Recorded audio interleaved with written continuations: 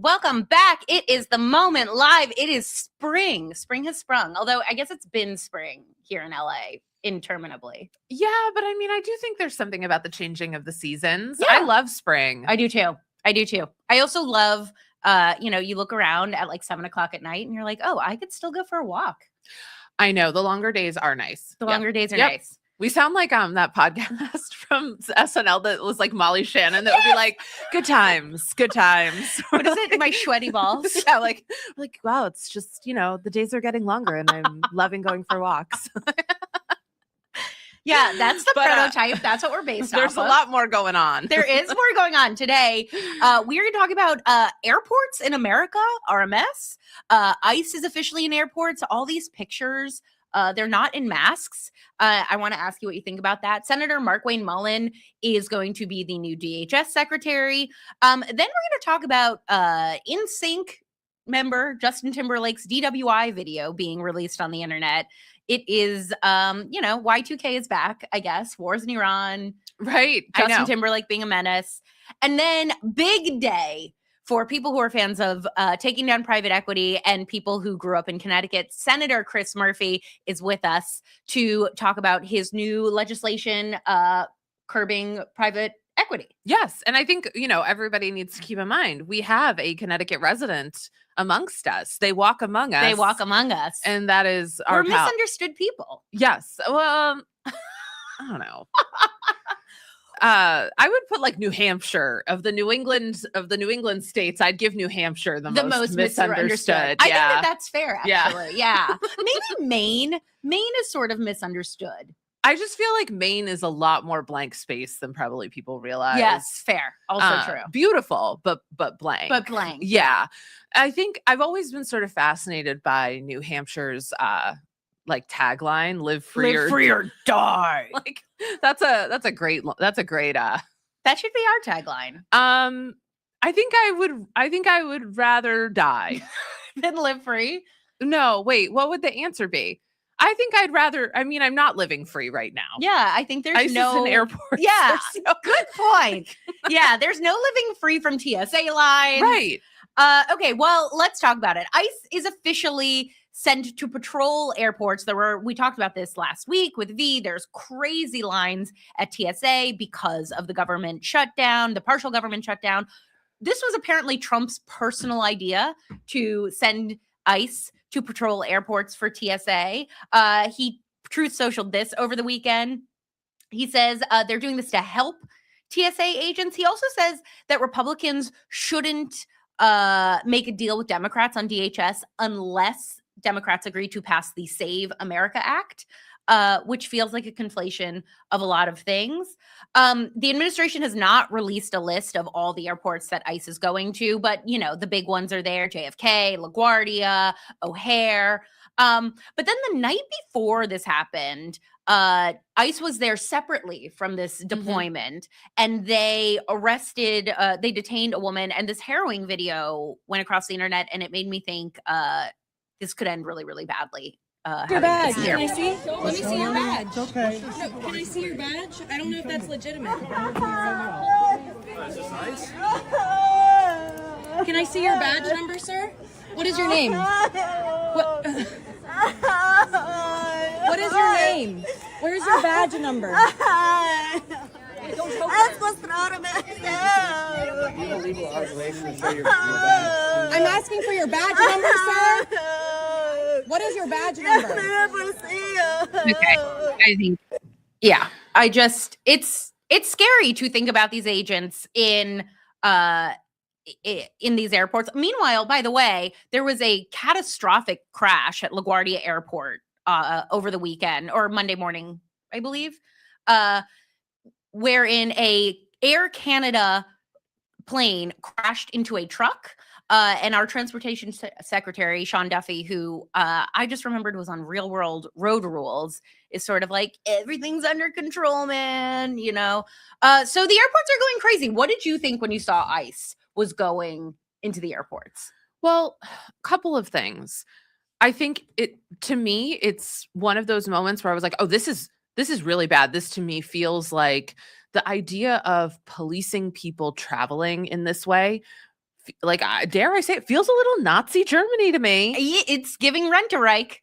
Like, that is really was my first thought. Yeah. The second thing is apparently Trump like Truth Socialed this before really telling people. So then it turns into like the song and dance of like, oh shit, like how is Tom Holman gonna kind of handle this? And what he said is okay, so basically ICE is not qualified to do the like screening and that kind of stuff. They can't do that. So, but what they can do is they can go to exits and entrances and do some of those things that TSA typically does. Now, what we're hearing reported today is that TSA is not doing that. So they're just like around the airport. So if they're not relieving TSA from posts, which I don't think they should be, they're also not trained to do that. Then what are they doing other than to do fear and intimidation? And at the core of this is the fact that I think there are ways we could find an agreement. That's what Democrats are saying, that like, hey, we've gone to them with plans that wouldn't fund ICE, but would fund TSA so we could get this back on track. And they don't want to do that because Trump is more like he's more excited about putting ICE in airports. Yes, for sure he is. I think it's interesting that they're there without masks. That's the one time they should be wearing a mask. Yeah, that's true. That's a good point. No, I think it's interesting. I felt like it was also sort of like a tactic, that Trump was like, oh, look, like these like, what do you mean we have to negotiate over, whether or not ICE wears masks? You can see them in the airport. It's very odd. You see all of these pictures. They look sort of benign. In some ways, I'm like, good. Like, let them just hang around airports and do nothing, like better than terrorizing people on the streets of, Minnesota or, here in LA. But yeah, there's something really disconcerting about just seeing them hang around without masks. There's also, I've seen it pointed out, it's like you're seeing like all sorts of like different ethnicities there. Like you're seeing more of like the people of You mean ICE, who is ICE? of who Oh, is sure. ICE, and you're seeing people like post pictures of them on the internet, which I don't know. I don't know how to feel about that. Yeah, I mean, I have to go to the airport next in like 2 or 3 weeks, and I was looking if I could change. I'm not gonna dox myself, but I was looking if I could like change to fly out of some smaller airports because I thought that might make it easier.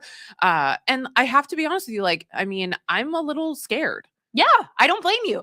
Okay, I have 2 questions for you. One, do you think that in some ways this is Iran was a distraction from Epstein? This is now a distraction from Iran. It's like, a constant moving target. That's my question 1. And 2, do you think that if somebody ran for president and was like, no, I'm really serious about getting the trains up and running in America and making trains like a viable source of travel, do you think that would catch fire? What's funny? I'm going to say no and no. Say more. Like, I don't know that. I think like I don't think putting the ICE in the airports is the distraction the same way some other things are. Okay. Like, I do think that like the TSA thing is a real problem. Yes. He has an opportunity to elevate ICE. Yep. I don't know that it's as much of a distraction as some other things that have happened. Sure. Also too, like sometimes I think he's being kind of strategic, but I actually don't think this was strategic at all. Yeah. The other thing is, I think like, yes, in theory, somebody running on trains, but I also think like people who vote tend to be older and they'd be like, meh, I'll never live to see this. Yeah. I think people don't trust it anymore. Yeah, I think exactly. trains is like a pipe dream. But when I think about you traveling, I'm like, I don't know, wouldn't it be a dream if you could just like take a high-speed train across the country and not like have to take off your shoes at the airport and, wait in line for 4 hours? My shoes off? You're the shoe bomber? No, I just mean like I got TSA pre-check. What do you think I am, Tom Sandoval? Jesus fucking Christ, I'm not a loser. I keep waiting for somebody to throw a shoe at Hegseth. That's what I want. I will say this though. I do know that sometimes pre-check is closed because of understaffing. So I also if you don't have pre-check, I'm only slightly judging you. Okay, other things in the news right now. Oh my gosh. Justin Timberlake. Yeah. Rough week week. Yes. The video of his June 2024 DWI arrest was released online. And you know what's interesting now that I say it out loud? Do you think that we gave this whole arrest enough attention? Because we were we were going through it June of 2024. Joe had COVID. That's like right. people were getting nervous. I feel like we were so locked in on the presidential election right then. I don't know that we gave Justin like the moment that this deserved. I actually, when I saw this video, I was like, wait, is this new? What is this from? Why did it come out now? Do you know? I think it has to do with like, oh, that's a great question. And I don't want to screw it up because you guys, I said the one wrong word about Taylor Frankie Paul and people were like, she's going to sue you for defamation. I was like, I'm pretty sure she's got bigger problems right now. I think it was that like something was FOIA? like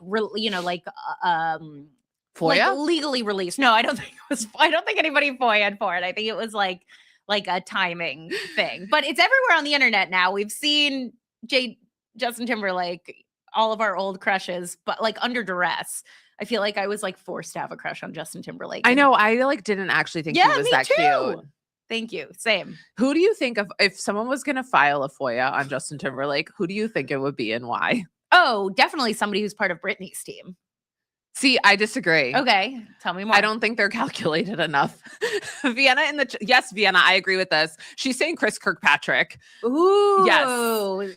Did you know? And like, I can never find proof of this, but I know this is true in my bones that Chris Kirkpatrick and Joey Fatone shot or were working on a pilot. I don't know if they ended up shooting him, but they were working on a pilot that was about two men who become roommates because like both of their wives and girlfriends die in 9/11.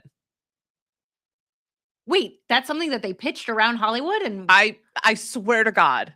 Wow. Why would I make that up? And then like they kind of like chewed on it longer and they were like, actually, this became Grace and Frankie. Like that's the origin story of Grace and Frankie. I guess, but I mean, like, wow, like talk about like when people ask like what were the 90s like, there's that. And then it's like, what were the early 2000s like? People were like, yeah, like here's some more art that I made off the trauma of 9/11. Yeah. And we're all living in that world. But yeah, anyway, so this video came out and there's, it's pretty long. And this is what I will say. It doesn't make Justin Timberlake look like as bad as someone has ever looked in a, DUI video. He's very charming. Right. It also doesn't make it look like he was treated unfairly in any way. I don't think so. I think more fairly than most, probably. Right. But there is a moment in it that I am obsessed with, and it's not the moment that everybody's talking about it. And I think we have the clip, so we'll play it really quick. What? Justin, do we have you? White? I'm just kidding. I'm just kidding, man. So you're being held for the night, and then in the morning is the arraignment. So in the morning, usually around 9:30. Being held all night? It might not be this one. You might be over at the other one, and they actually have blankets for you. You guys are wild, man. And again, like I said, you can make a phone call if you would like, attorney and things like that. You're allowed to call right now if you wish, or you can call later. Yeah, any point you want to make a phone call, let us know. Yeah. All right. You are entitled to have phone calls. Okay, first of all, this sounds like a dream to me because you don't have to be anywhere till 9:30. Good point. That feels like a great opportunity to sleep in. Do you think he remembers any of this? Yes, because I don't think he seems, especially once he's there, I don't think he seems that intoxicated. Yeah. I just watched the Taylor Frankie Paul, the additional released footage with the police. Like that's someone who Who's probably really does not drunk. remember anything that was happening. But yeah, I mean, like he definitely seems like he was probably drunk. But my moment that I'm obsessed with there is when they're doing the paperwork with him and he looks at it because they're probably telling him, look it over, make sure we got everything right about you, your height, your weight, your address, whatever. And they must have checked off that he's white. And so he looks at them and he's like, white?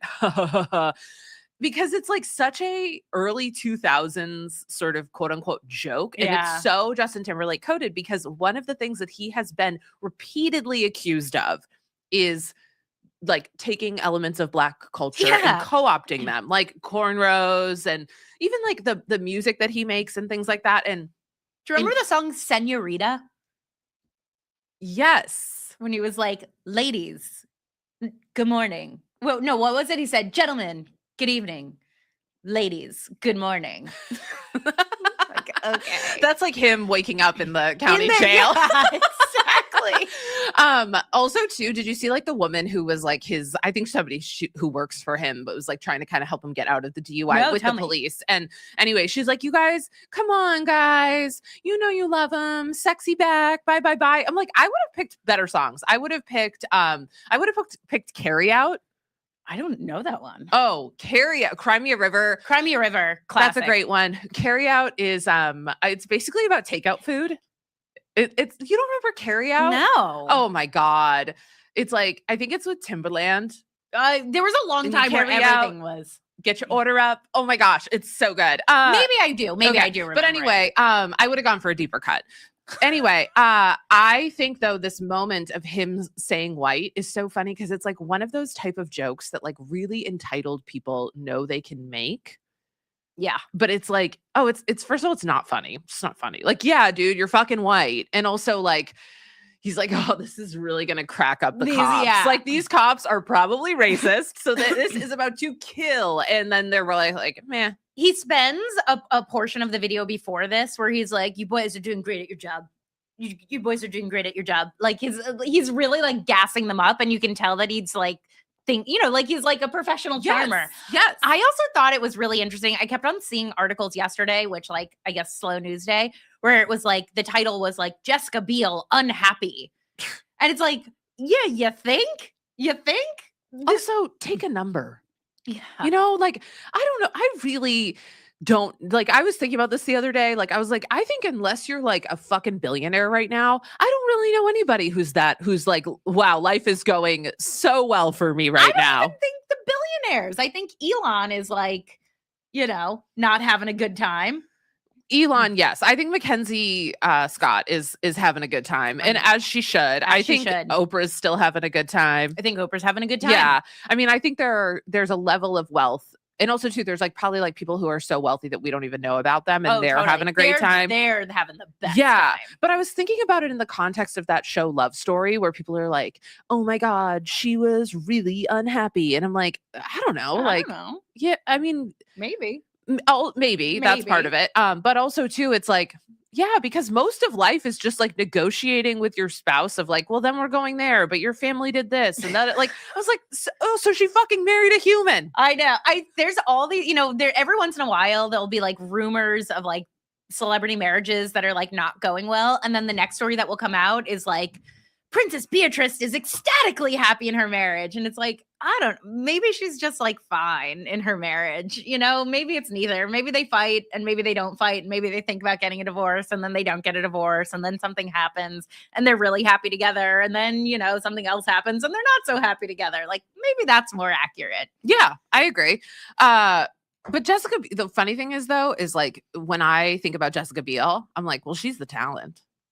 What has she been in though as of late? Oh, she was in this show that Candy. Oh, I did see that. She was fantastic in it. Awesome. Yeah, she was really good in it. And you know who else was in it? Who was it? I don't remember. Justin Timberlake. And guess what? Not so good.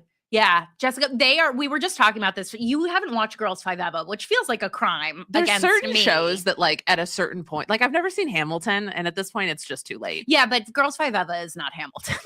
Really? Someone told me it was based off of Hamilton. It's of a similar era. Gabby in the booth is just like shaking her head. No, you guys, I'm kidding. I know it's not about it. But at the end of the day, doesn't everything come back to the founding of this country that's rooted in enslavement? Well, sounds like a good question for our next guest.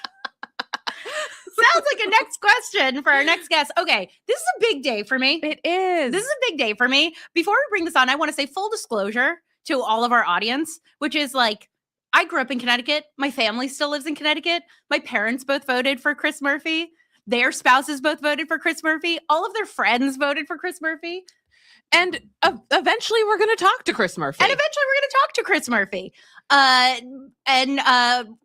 You talk a lot about private equity. I know. And this is part of what he's doing right now. It's so interesting because I actually posted this yesterday and I was like, it's so crazy because if Maha really cared about keeping people healthy, they would be up in arms right now over the private equity involvement in healthcare. And one of the things I'm really looking forward to talking to Senator Murphy about is the fact that the One Big Beautiful Bill it had ways that made private equity be able to operate better in healthcare. And like, listen, I talk about private equity all the time, and it's been something that like has been really like a crusade of mine. And but one of the things that like I shouted from the rooftops during the 2024 election is like, this is going to have implications in hospitals if Trump becomes elected, because he is a better friend to private equity. And it's like, I know that like there's a million things that we can sit there and say that about, but like people contact me all the time and they're like, oh my God, like my hospital is closing down because of and I'm like, yeah. Can you, before he gets here, Yeah. like give a refresher to the audience how this works? Like private equity comes in, private equity is like independent, conglomerates that basically buy up things that are breaking down. How does this play out in hospitals?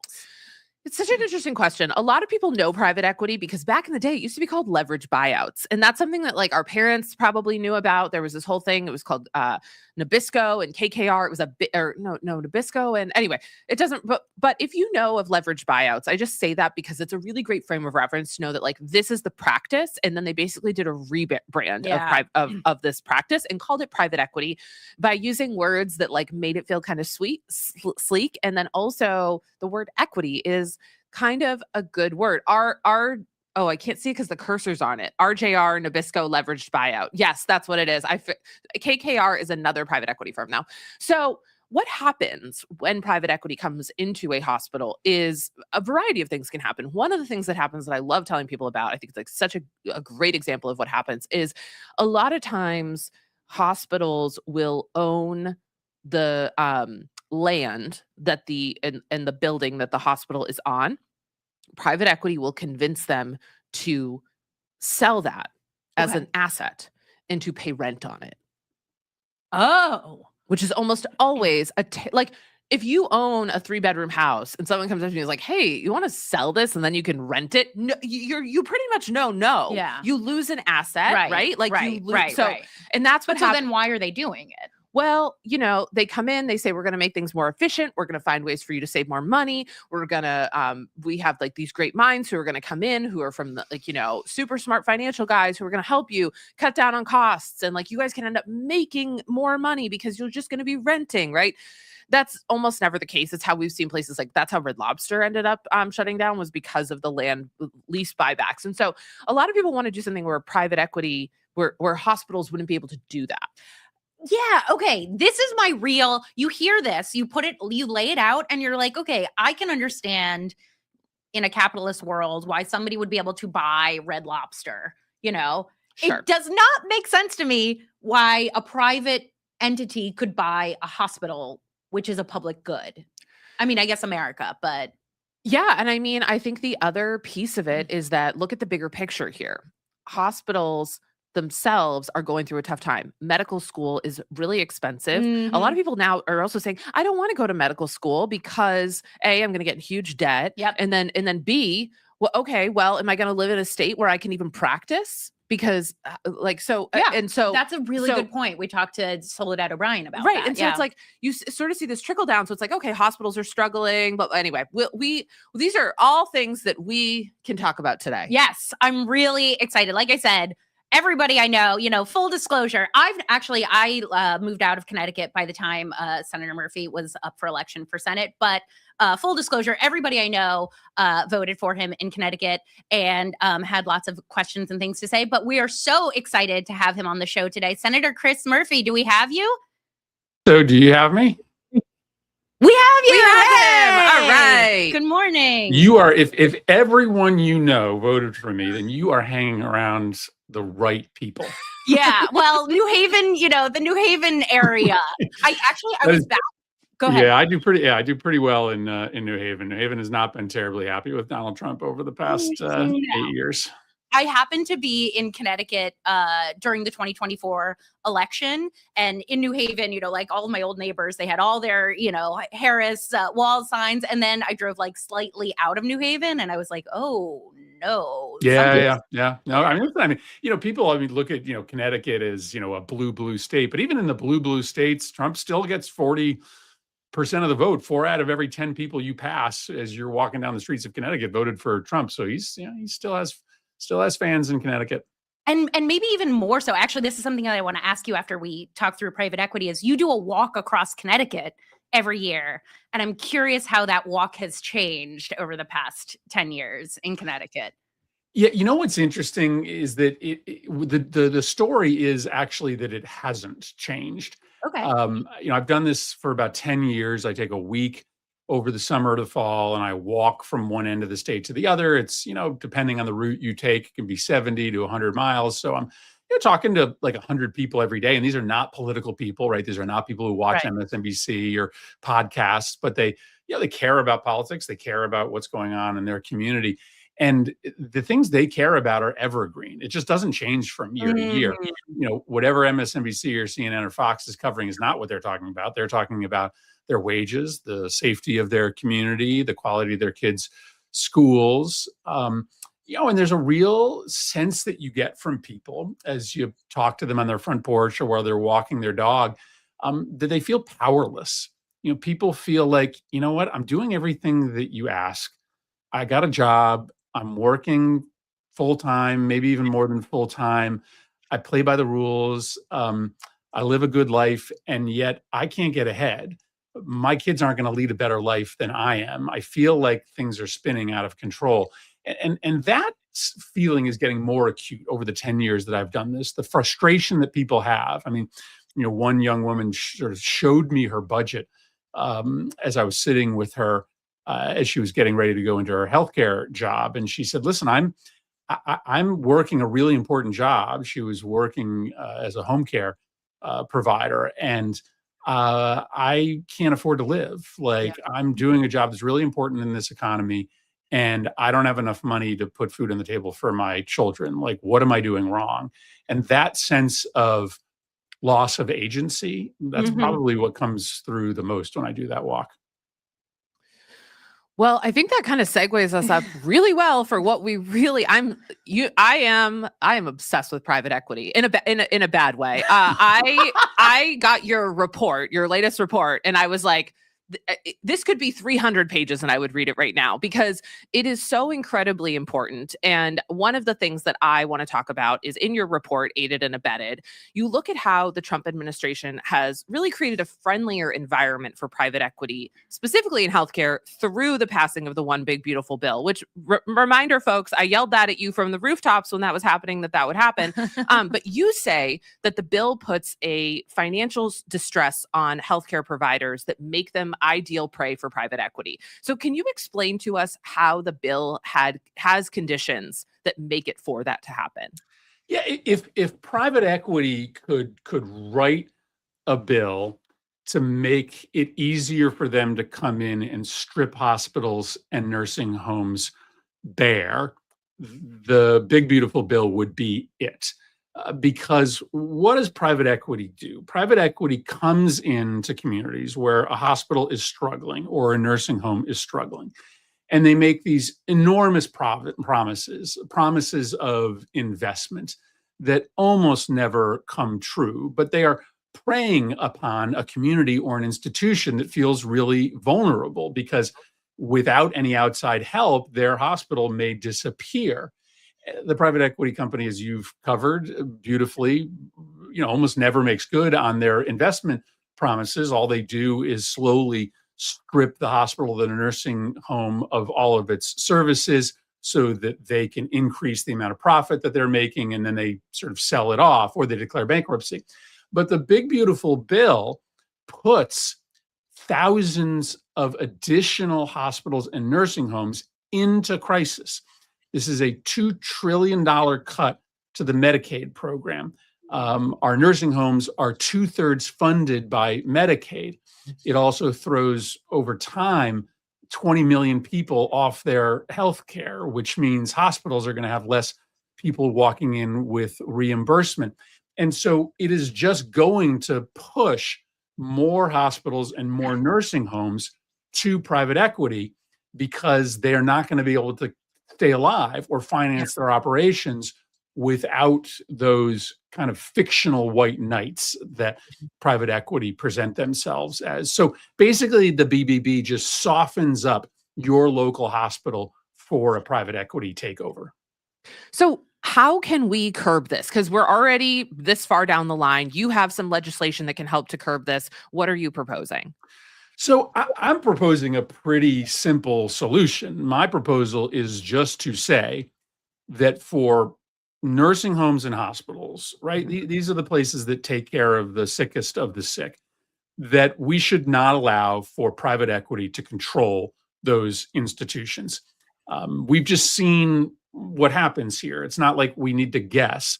In nursing homes that are owned by private equity, the mortality rate is not like 2% higher. It's not 5% higher. It's 10% higher, right? Hospitals that are private equity owned, have horror stories about the disinvestment that happens, how nurses end up having to go out during their lunch break to buy supplies because the private equity firm doesn't even keep the supply closets stocked. So my bill just says, no, we're not going to let private equity run hospitals and nursing homes. Now, to be candid, that this does allow room to have a private equity company come in and be a minority investor. Now, I still wouldn't recommend that for a hospital or a nursing home, but we're not banning partnerships. We're just saying the community has to stay in charge, or a local owner has to stay in charge, not put the private equity company in charge. Well, this to me feels like it should be a pretty bipartisan issue because we have an aging population, especially in states where there's not as much access to healthcare. A lot of times what ends up happening is these hospitals become private equity backed. Back in 2023, I very vividly remember Senators Chuck Grassley and Senator Dr. Bill Cassidy doing a lot of work around private equity in hospitals and curbing it. And I was really impressed that they were, there was a lot of work happening across the aisle. Senator Ed Markey was working, I think, with Dr. Bill Cassidy. That doesn't seem like it's happening as much anymore. And so I'm kind of curious from your perspective, what do you hear from your friends across the aisle? So I think it's important to recognize, as I know you know, that there is real apolitical, like non-political concern out in the public, right? Like to the people who have had their hospitals taken over by private equity or have had their loved one treated badly in a nursing home because private equity took over, they don't see this as like a Republican or Democratic idea. There are conservatives that hate private equity, and there are liberals that hate private equity. The problem is, politics are pretty simple in Washington right now. Whatever Trump is for, the Republican Party is going to be for. And right now, Donald Trump has said, I'm for private equity taking over these hospitals and these nursing homes. That's why we put out this report showing all the very discrete and distinct ways that the Trump administration is favoring private equity. So I do think that there are people like Grassley and people like Cassidy and others that, without Trump lording over them, would probably be favorable to some of the limitations we're talking about. But while Trump runs their party, they just won't cross him. So that's a problem in the short run. But in the long run, Donald Trump is not going to run that party forever. And it is possible that we'll be able to get some bipartisan agreement, but not right now. Donald Trump has just decided, I'm the private equity guy, because that's who I sit with at Mar-a-Lago on the weekends, right? That's who pays the dues to keep me rich at my country clubs. So I'm just going to be with them. And well, that's true. Republicans aren't going to really cross them. Gotcha. Do you think that voters understand how private equity works? Like when you explained to me that private equity is in hospitals like this, I was sort of shocked because I just sort of assumed that sounds insane. Sure, you can take over Red Lobster, but you can't take over my local hospital. Do you think that is this something that voters understand and will be able to follow? I don't know that you really understand it until you've lived it.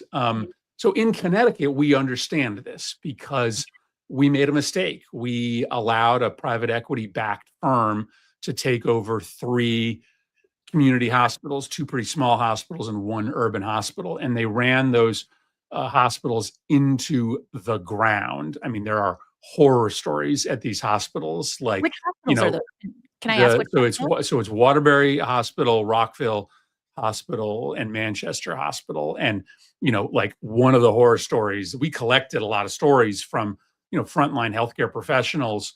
One of the horror stories was that literally somebody got their abdomen left open on an operating table because the hospital had run out of the mesh gauze that you use to sort of heal wounds. I mean, this is like what's going on. The only investments that they made at these hospitals were in the billing and collection departments to go after like senior citizens who couldn't pay their bills. So in Connecticut, we know that private equity is ruinous for our hospitals. And so we fixed it. We kicked the private equity company out essentially, and now we have not-for-profit ownership. But if you haven't gone through it, no, I don't think that people understand that private equity can actually come in and run your hospital. They're not just an investor, they are going to be the operator. Yeah. Yeah, one of the things they do is they don't pay their vendors. So a lot of times they will run out of supplies. And I've actually heard at Steward Healthcare, this is an incident that happened in Massachusetts. This was a big problem. They had deli meat repossessed. Deli meat. Yeah. I didn't even know you could get deli meat repossessed. What are you doing? Yeah, I mean, where's that? What do you do with it? Well, there's Where's other that being things we need to ask rerouted you to? about, so we'll keep it moving. But yeah. Well, I guess that seems like how things are run in America in general, where it's like until we feel the pain of the consequences of the things that we've done, like we don't vote that way, including DHS. Yesterday, Markwayne Mullin was confirmed to be the new head of DHS. Only Senator John Fetterman and Martin Heinrich broke party lines to vote for him. Over the weekend, you told Jake Chapper that, of course, you wouldn't be voting for him, and that really it doesn't really matter who's in head of DHS because Stephen Miller is really running the show. So my question to you is like, what do we do in the interim if we're sort of like helpless to a Stephen Miller architecture of our ICE running the streets? Like, what do we do in the interim? Well, we're not helpless because right now DHS is shut down because we're saying we're not going to fund an agency that's out of control and lawless.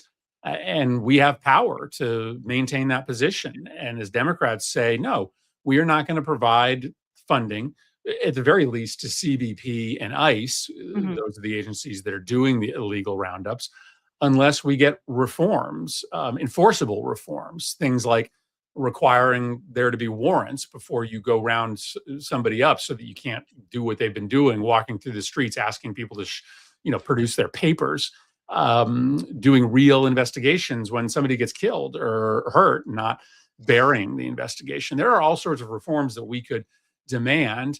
And it's important to know that we're not powerless here. Now, yes, because of that big, beautiful bill, the administration has all this slush fund so that they can keep running ICE even without the annual appropriations.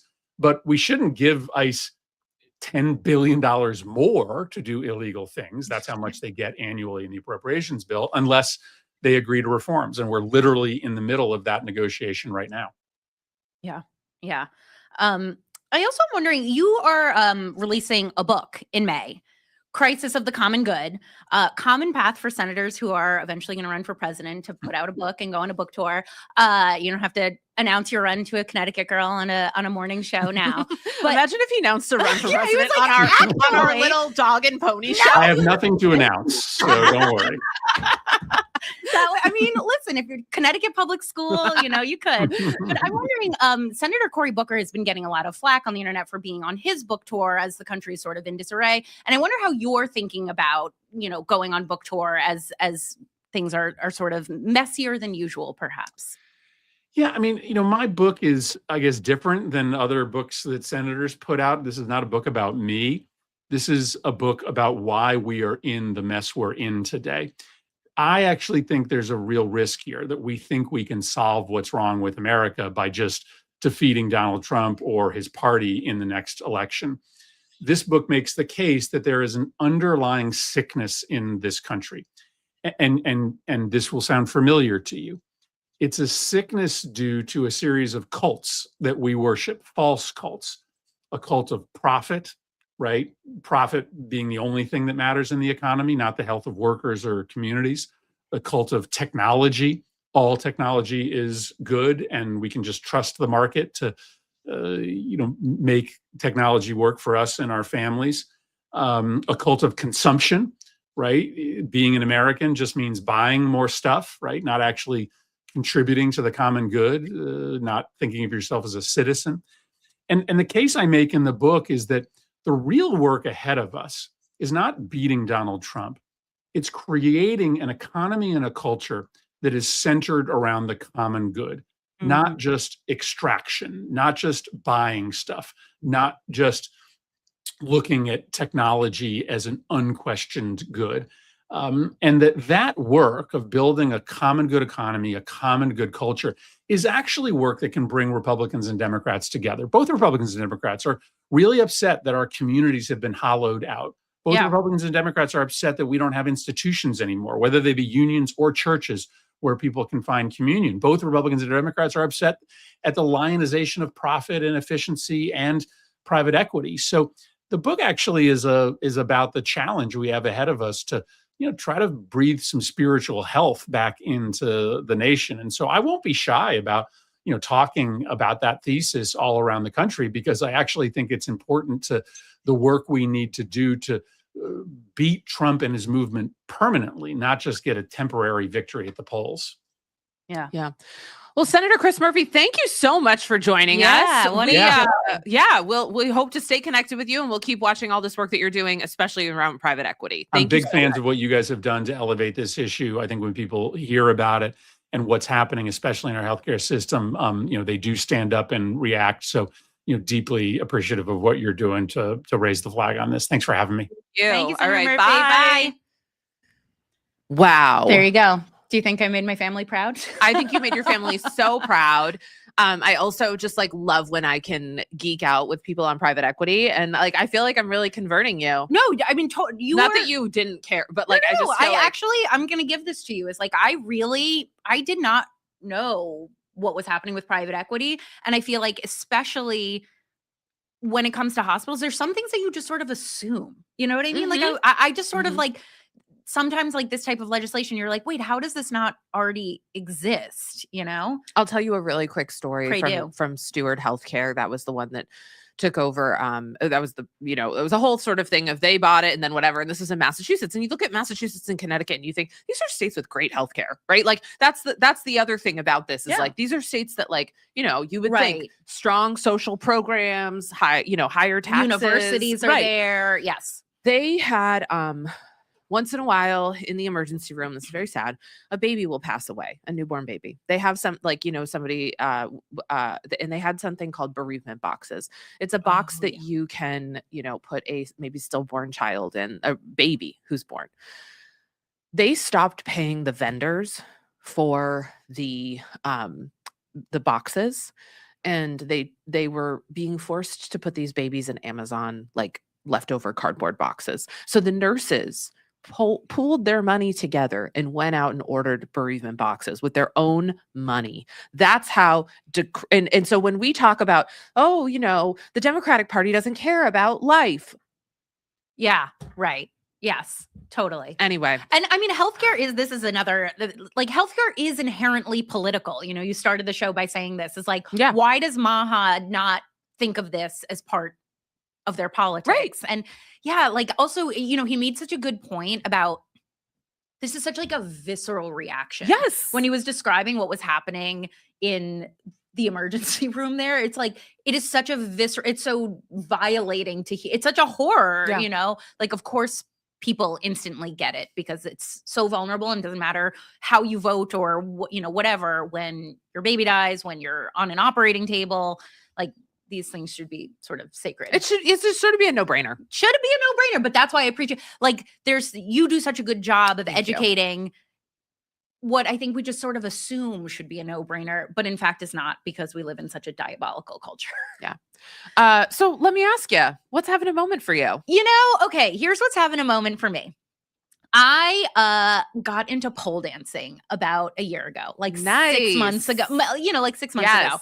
And I have found so much joy in it. This is my pitch to anybody who's watching. If I could not do anything when I started. Like, you do not have to be. I found such an amazing community there, and little by little I've gotten better, and it's such a fun way to enjoy your body. I feel like, you know, I have that thing where I'll see a picture of myself and be like, oh, why are my thighs so big? And then I'm like, wait a minute, you just climbed a 15-foot pole, hooked your foot around it, and then spun around it. Like, why is your thigh your problem? But I bought my first pleaser heels.